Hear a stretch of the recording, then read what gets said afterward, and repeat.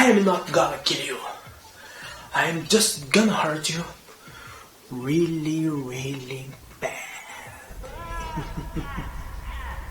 No Overhaul TV de hoje, vamos comentar e discutir sobre os piores dentre os piores vilões. Sim, sim, sim, meus amigos, o Overhaul TV traz para você a análise completinha do filme Esquadrão Suicida. Então, venha comigo. Um abraço.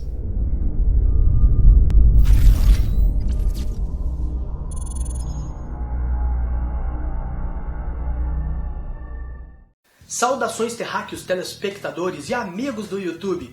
Meu nome é Ricardo Luiz e seja bem-vindo ao Overhaul TV. E hoje trouxemos para você a análise completinha do filme Esquadrão Suicida. E olha pessoal, das análises que eu fiz, essa foi a mais ingrata até o momento, porque o filme é audacioso, o filme é corajoso e tenta ser bom, mas ele erra no simples, ele peca no clichê. E assim como em Batman vs Superman, a edição ficou ruim, deixando vários buracos que atrapalharam o desenvolvimento da trama. E eu começo dizendo que é um roteiro pobre, preguiçoso, que não se sustentou até o final e deixou ótimos vilões sem grandes motivações, como o Killer Croc, o Crocodilo e a Katana, por exemplo. Mas, diferente de muitos, eu não achei um filme ruim, um lixo como estão dizendo por aí. Longe disso, eu só não consegui me empolgar. E eu confesso que mesmo com tudo isso, durante o filme, eu consegui me divertir. E pra mim, Esquadrão Suicida tem pontos positivos sim, e merecem ser enaltecidos. E o Overhaul TV vai apresentar os dois lados pra você. E o que é o Esquadrão Suicida?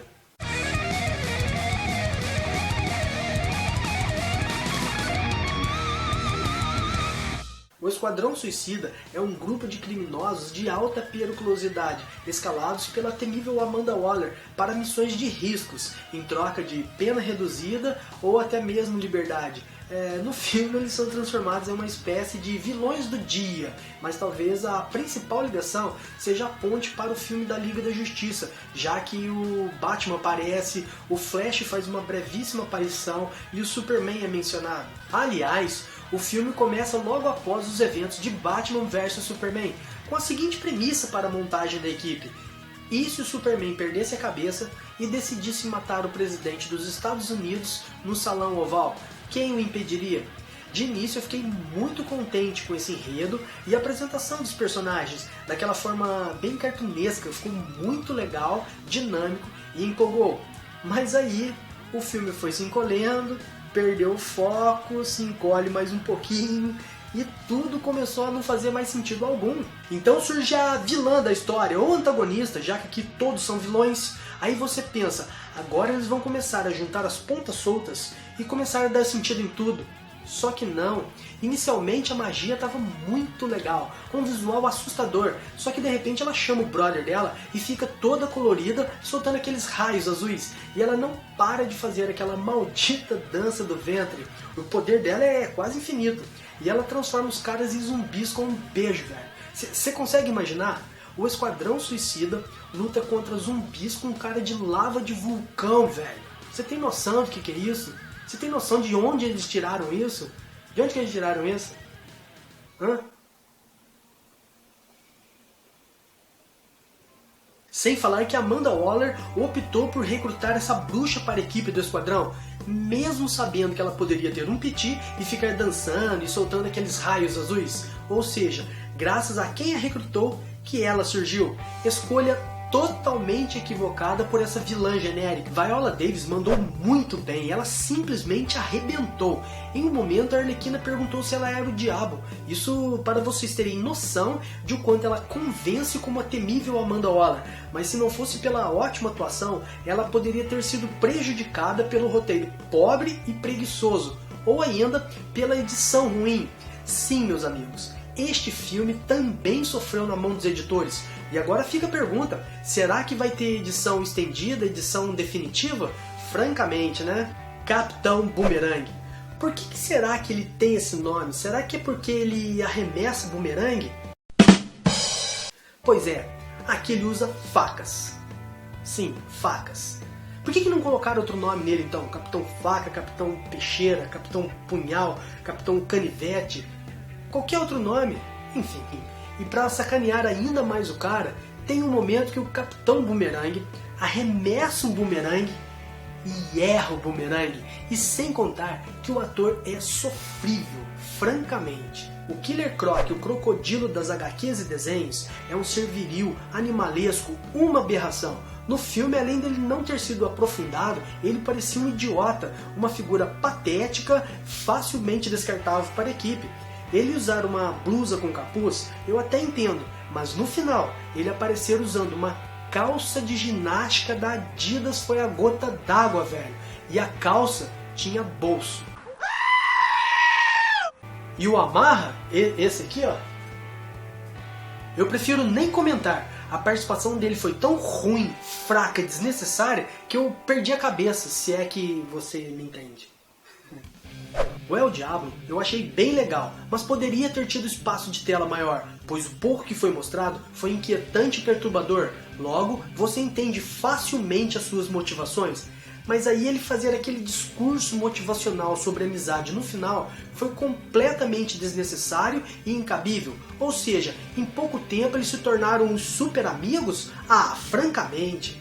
Katana foi o maior desperdício de personagem. Sem espaço, ela praticamente não falou e se resumiu a ficar dando uns pulinhos com a espada pra lá e pra cá.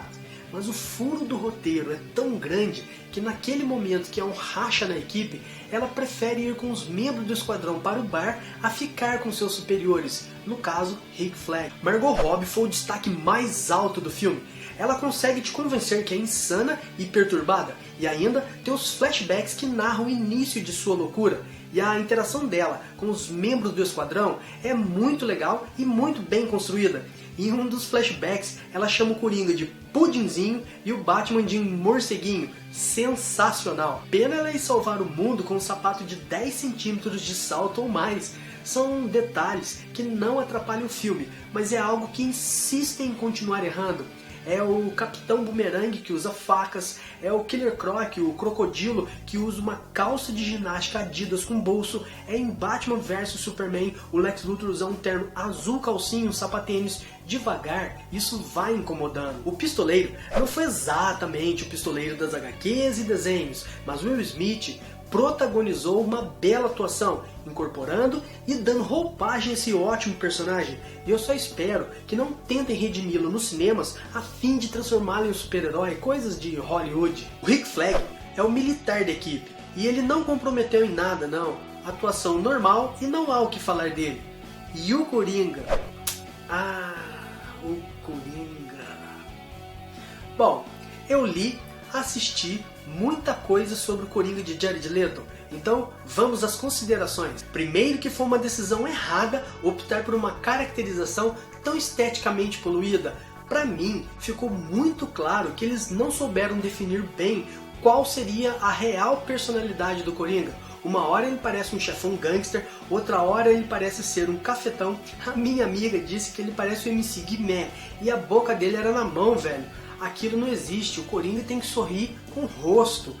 Francamente, disseram que a justificativa para os dentes dele serem daquele jeito seria porque Batman havia arrebentado a fuça dele durante os anos, deixando daquele jeito. Mas aí eu pergunto, se fosse por isso, ele teria cicatrizes no rosto também, e eu não vi nenhuma sequer. Logo, essa justificativa é totalmente sem fundamento. Eu acredito muito que Jared Leto tenha se dedicado a fazer uma boa interpretação, mas aí eu fico na dúvida se ele foi prejudicado por causa do roteiro ruim ou pela indecisão de qual rumo a personalidade dele seguiria, ou ainda se ele realmente não entendeu qual é a psique do Coringa e por isso tem entregado um personagem tão raso e tão fora do contexto. Mas vale a ressalva, não era um filme dele. O Coringa nesse filme é para justificar a criação e participação da Arlequina. E ainda não acabou. Eu não consegui assistir a versão legendada. E o dublador do Coringa é o mesmo do Adam Sandler, velho. Você olha pro Coringa, ouve o dublador e lembra do Adam Sandler, velho. Francamente. Outros pontos positivos vão para a interação entre os personagens Arlequina e Pistoleiro. Você percebe minuciosamente que existe um certo flerte entre eles em alguns momentos. A aparição do Batman foi maior do que eu esperava. E a cena que ele pula na água é baseado diretamente na franquia de jogos Arkham. E os capangas do Coringa invadindo a prisão para resgatar a Arlequina foi muito legal. Eles usavam roupas de policiais com a inscrição Joker. E isso é muito legal, pois tem a ver e muito com a personalidade do personagem. E por isso vale também como outro destaque positivo. Bom pessoal, eu sinceramente gostaria de entender o que acontece com a crítica. No encerramento do vídeo anterior, que foi Batman vs Superman, a edição definitiva, eu já falei algo sobre isso. Parece que falar mal e procurar pelo em ovo em filme de super-herói tá na moda e tem modinha a rodo por aí. Não vejo mais as pessoas indo ao cinema a fim de aproveitar o filme e se divertir. E o pior, as pessoas estão consumindo sem limites cada vez mais spoiler atrás de spoiler. Aí quando o filme chega, a pessoa está preparada para descarregar toda a sua pseudo-análise cinematográfica. E acabam sendo críticas infundadas e o pior, sem parâmetro próprio. É claro que você tem o direito de gostar ou não gostar de algo, mas tem uma base muito bem fundamentada. As pessoas dizem que o filme Esquadrão Suicida é ruim, é um lixo por causa do Coringa. Eu também não gostei, mas entendo, não é o filme do Coringa. A presença dele nesse filme é para justificar a criação e a participação da Arlequina. Só isso. Eu decidi me afastar de qualquer tipo de informação ou possíveis spoilers. Quando fui assistir Star Wars, O Despertar da Força, o resultado é que eu tive surpresa atrás de surpresa. E independente do que a crítica disse, eu adorei o filme e eu me diverti no cinema. E o mesmo foi com Esquadrão Suicida. Tem muita gente falando mal. Muitos disseram, pasmem, que o filme é um lixo. Esquadrão Suicida está bem longe de ser um lixo. Eu sei que o filme teve falhas. E eu apresentei várias delas aqui no Overhaul TV de hoje. Mas dizer que o filme é um lixo é incabível. E esse povo que fica falando que a Warner DC tem que fazer filmes divertidos e blá blá blá. Cara, isso enche o saco. A fórmula da Marvel é a fórmula da Marvel. Ponto. A Warner DC tem que manter esse tom sombrio mesmo. Ou vocês já esqueceram de Batman e Robin dos anos 90? Pra mim, Esquadrão Suicida poderia ter sido melhor se não sofresse pressão para mudar o tom do filme para seguir o estilo de Deadpool. Francamente, já li vários Marvetes dizendo que estão cansados de filmes com piadinhas e que gostariam de um tom mais sombrio. Agora, sinceramente, eu não consigo imaginar o Homem-Aranha sisudo fazendo um tom mais sombrio. A fórmula da Marvel é essa fórmula que nós conhecemos e deu certo. Assim como a fórmula da Warner DC tem que seguir esse tom mais sombrio, porque é uma fórmula que deu certo. Então é isso pessoal, me desculpem, mas eu tinha que deixar o meu desabafo, pois dizer que Esquadrão Suicida é um lixo chega a ser uma falta de senso crítico sem precedentes. Pessoas sem fundamento algum e que nitidamente seguem a crítica dos pesos pesados. Tipo, se fulano falar mal, eu também falo. Esses merecem ficar presos em uma sala assistindo no looping infinito Batman e Robin, Mulher Gato e aquele Liga da Justiça que passavam no SBT, até aprenderem a fazer críticas fundamentadas. Warner DC, existe público para todos, até mesmo para os filmes mais sombrios que vocês têm feito, portanto, não mudem o tom. Bom pessoal, é isso aí, se você gostou, deixa aquele like, compartilhe com seus amigos em suas redes sociais e ainda se inscreva no canal Overhaul. Então, até a próxima pessoal, um abraço!